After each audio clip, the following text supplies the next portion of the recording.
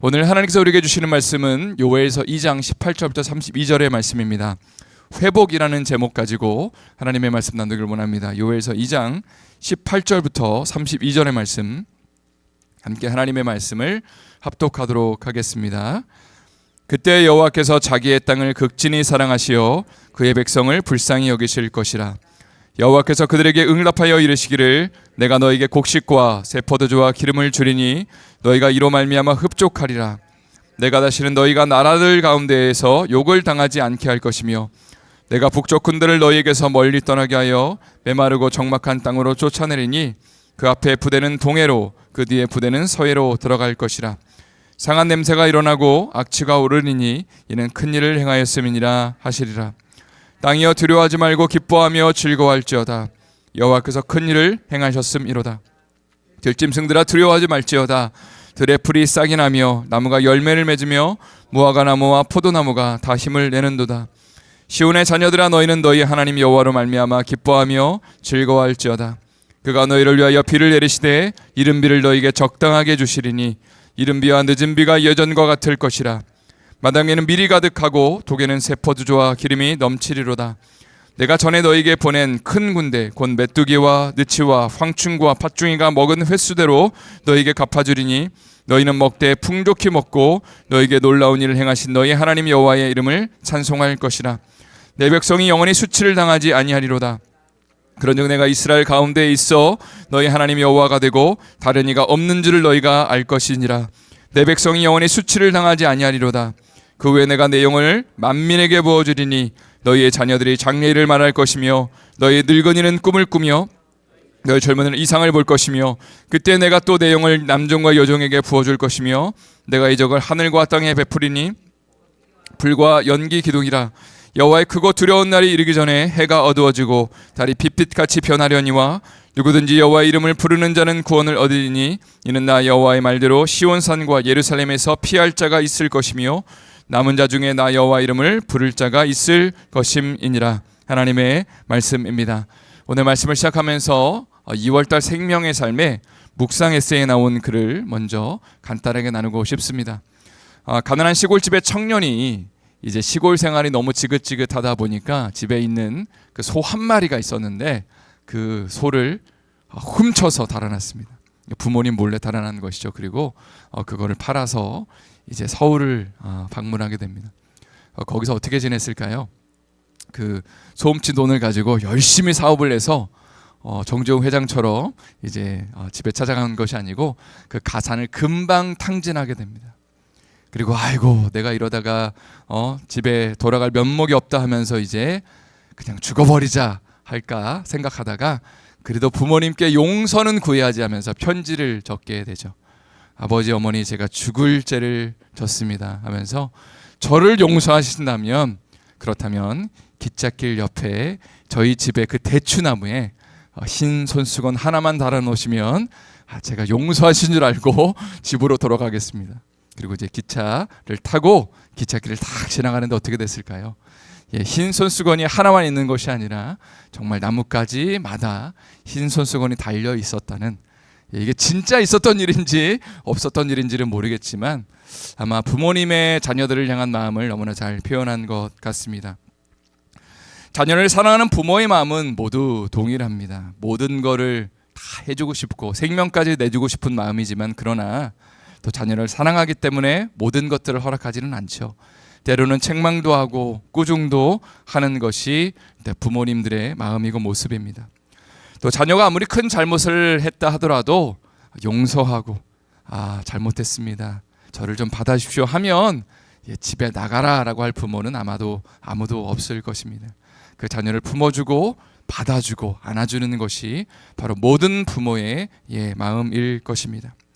오늘 본문에 나오는 하나님의 마음도 동일하다는 생각을 하게 됩니다. 하나님은 우리를 진심으로 사랑하십니다. 여러분 아멘이시죠? 그런데 사랑하기 때문에 때로는 우리를 책망하시고 또 우리에게 회개를 촉구하십니다. 그렇게 살면 안 된다라고 그렇게 주님이 우리를 혼내실 때가 있다는 거죠. 때로는 재앙을 보내십니다. 때로는 우리에게 회개하라는 사인을 주시죠. 그리고 그 사인 가운데 우리가 아무리 잘못했어도 주님 앞에 나가서 주님 우리의 죄를 용서해 주시오라고 구하면 주님이 어떻게 하시는 거죠? 우리를 안아주시고 회복시켜 주시고 또 축복하시는 것이 우리 하나님 아버지의 마음입니다.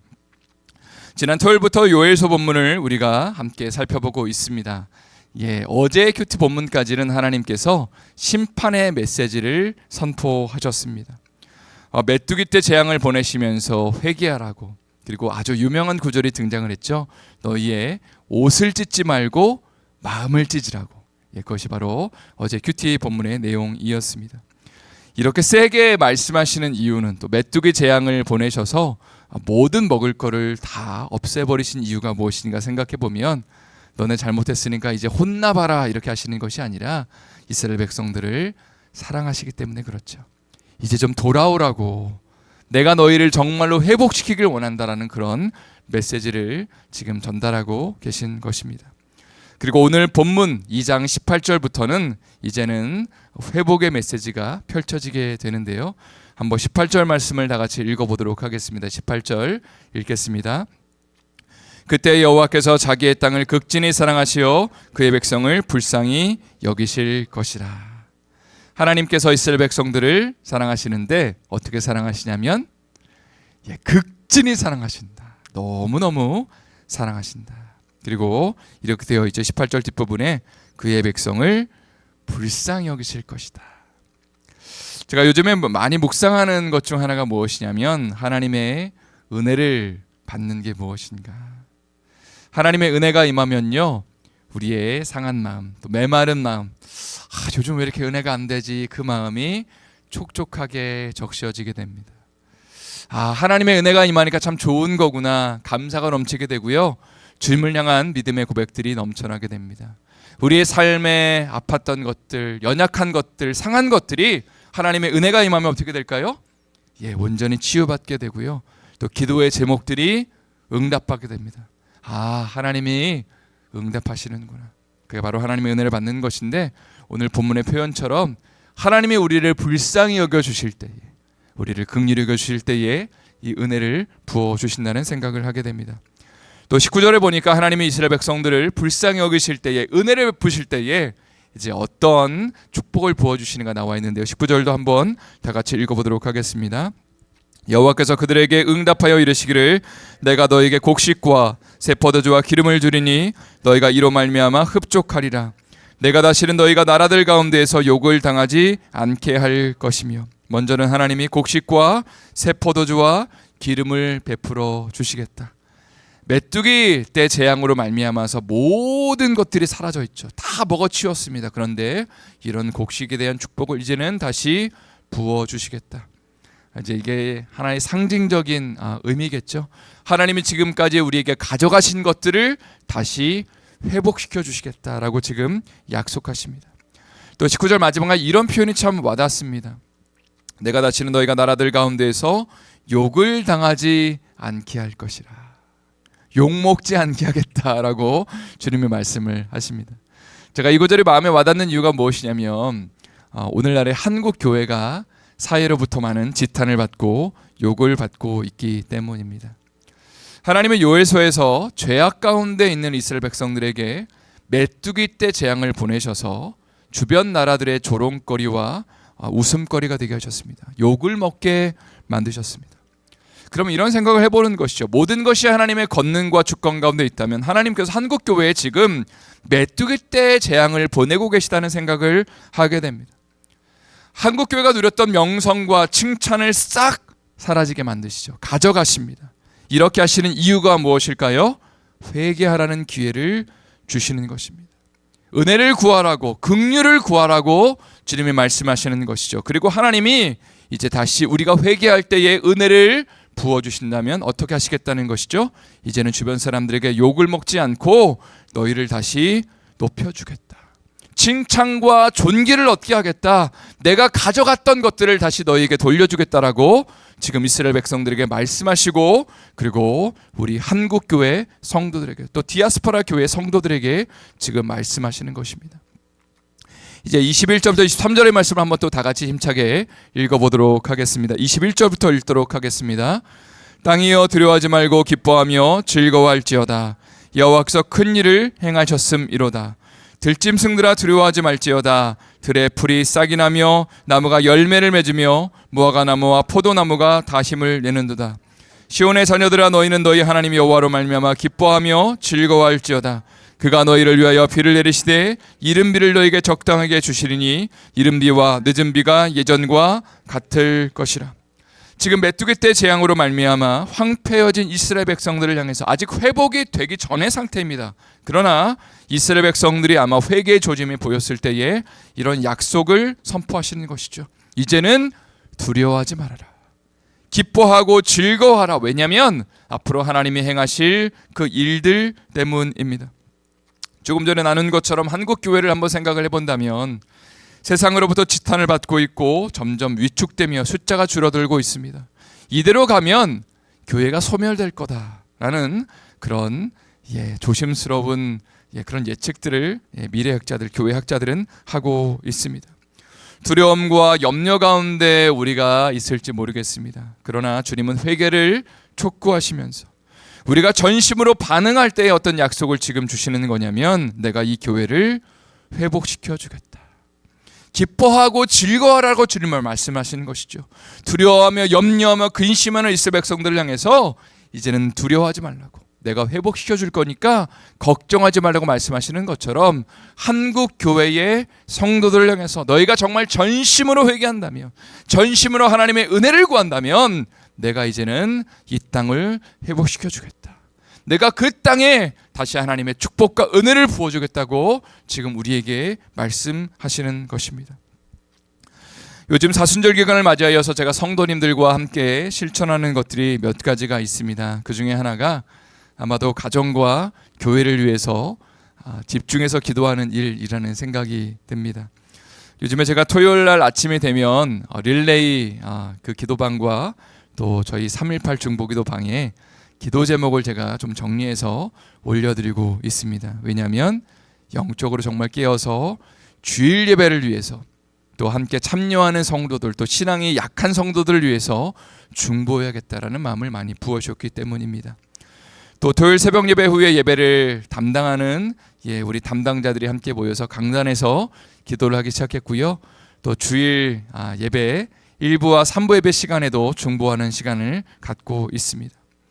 기도를 하면서 이런 생각을 하게 됩니다. 기도는 영적 전쟁입니다. 저를 한번 따라할까요? 기도는 영적 전쟁이다. 사단은 한 명의 영혼이 구원받는 것을 막기 위해서 온갖 수단과 방법을 동원합니다. 그런 생각을 참 많이 하게 됩니다. 한 명의 영혼이 이제 막 좀 마음을 먹고 예수 잘 믿으려고 하면, 혹은 교회 나려고 하면 사단의 온갖 여러 가지 방해 수단을 보낸다는 것입니다.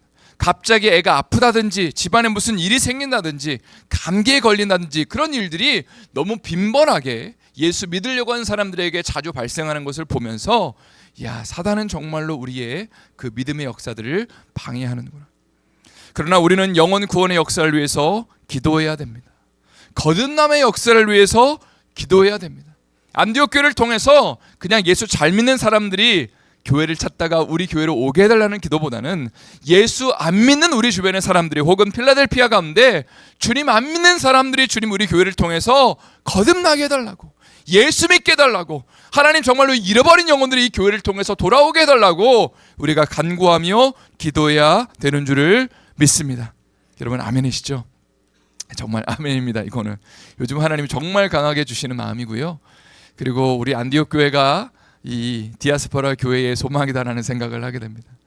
왜냐면요, 제가 좀 나중에 나눌 기회가 있겠지만 한국 교회의 미래를 진단하면서 다들 지금 어떻게 하면 살릴까를 고심을 하는데, 딱 보면요, 어떤 프로그램을 해야 될지, 어떤 이벤트를 해야 될지, 어떤 거면 사람들이 몰려드는지를 대부분 얘기를 합니다.